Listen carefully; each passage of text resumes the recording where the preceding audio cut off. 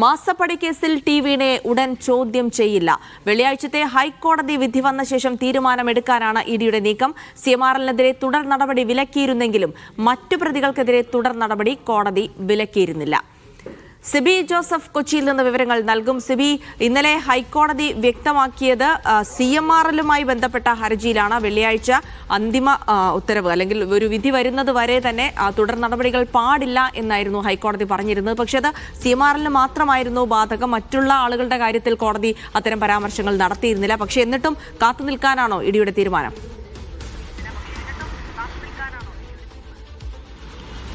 ജിൽസി അത് തന്നെയാണ്. കാരണം CMRനെതിരായ തുടർ നടപടി മാത്രമാണ് ഇന്നലെ ഹൈക്കോടതി താൽക്കാലികമായിട്ടൊരു തടഞ്ഞിരിക്കുന്നത്. ഇനിയിപ്പോൾ വെള്ളിയാഴ്ച ഈ ഒരു CMRന്റെ അപ്പീലിൽ ഹൈക്കോടതി ഡിവിഷൻ ബെഞ്ച് വിധി പറയുകയും ചെയ്യും. അതേസമയം തന്നെ ടി.വിനെ ഉൾപ്പെടെയുള്ളവർക്കെതിരായ നടപടിയുമായി മുന്നോട്ട് പോകാമെന്നും ഇന്നലെ ഹൈക്കോടതി വ്യക്തമാക്കുകയും ചെയ്തിരുന്നു. പക്ഷേ എങ്കിലും ഇപ്പോൾ ഇന്നലെ ചേർന്ന ഈ ഇഡി ഉദ്യോഗസ്ഥരുടെ ഒരു യോഗത്തിൽ അവരൊരു കൂടിയാലോചനയ്ക്ക് ശേഷം അവർ ഇപ്പോൾ നമ്മളോട് പറഞ്ഞിരിക്കുന്നത് തൽക്കാലം ഈ ടി.വിയുമായി ബന്ധപ്പെട്ടുള്ള നടപടികളിലേക്ക് പോകുന്നില്ല. മറിച്ച് ഇനി വെള്ളിയാഴ്ച വരെ കാത്തിരിക്കാം. വെള്ളിയാഴ്ച ഈ ഒരു വിധി വരട്ടെ, അതുവരെ കാത്തിരിക്കാം. പക്ഷേ ആ സമയം കൊണ്ട് അന്ന് ഈ റെയ്ഡിൽ പിടിച്ചെടുത്ത നിരവധി ഡിജിറ്റൽ തെളിവുകളുണ്ട്. ടി.വിയുടെ ബാങ്ക് അക്കൗണ്ട് ഉൾപ്പെടെയുള്ള കാര്യങ്ങളുണ്ട്. നിരവധി തെളിവുകൾ ശേഖരിച്ചിട്ടുണ്ട്. ഇതെല്ലാം നിലയും കൃത്യമായി പരിശോധിക്കുകയും അതിൻ്റെ പരിശോധനയും അതുമായി ബന്ധപ്പെട്ടുള്ള മറ്റുള്ള വിശകലനവും ഈ ശാസ്ത്രീയമായ പരിശോധനയ്ക്ക് ചില മൊബൈൽ ഫോൺ അടക്കം ലാപ്ടോപ്പ് അടക്കം എല്ലാം നിലയും അയച്ചിട്ടുണ്ട്.